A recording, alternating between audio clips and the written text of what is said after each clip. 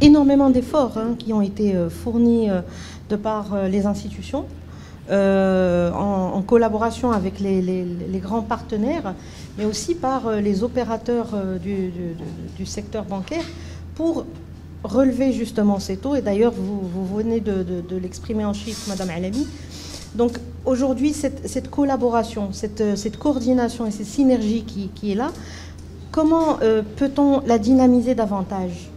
Quels sont selon vous les champs où on gagnerait à donner un coup de boost?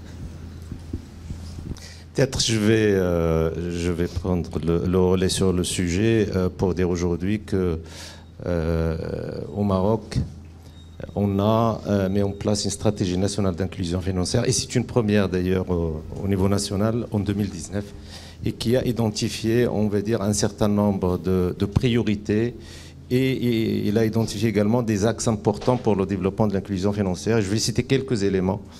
Alors, il a identifié en termes de priorités 4 éléments importants: les jeunes, les femmes, le monde rural et la TPE, comme on va dire des éléments prioritaires pour développer l'inclusion financière.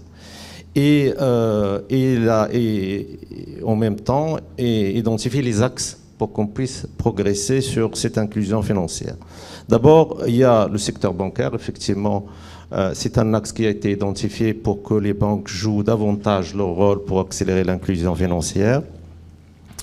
Il y a le paiement mobile, mais surtout les établissements de paiement, parce qu'il y avait on va dire une revue du cadre réglementaire qui a introduit les établissements de paiement en 2015 et qui aujourd'hui, on peut le dire, joue un rôle très important dans le développement de l'inclusion financière. Madame Alami tout à l'heure a parlé de 9 millions de comptes de paiement.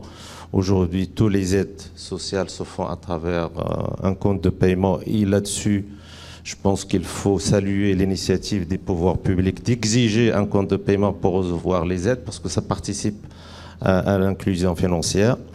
Il y a également la digitalisation des paiements et des aides publiques. C'est un axe également important qui a été identifié pour développer l'inclusion financière.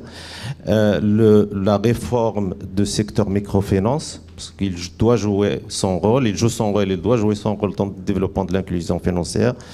Accélérer l'accès de la TPE au financement, également un élément essentiel.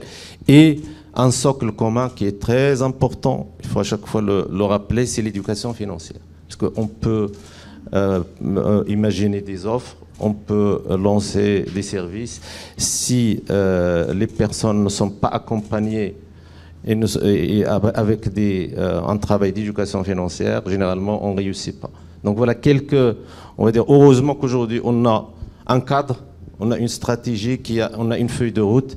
Et tout à l'heure, Mme Alami a parlé de Findex, parce que d'ailleurs, la dernière version, c'est la version de 2001, si ma mémoire est bonne.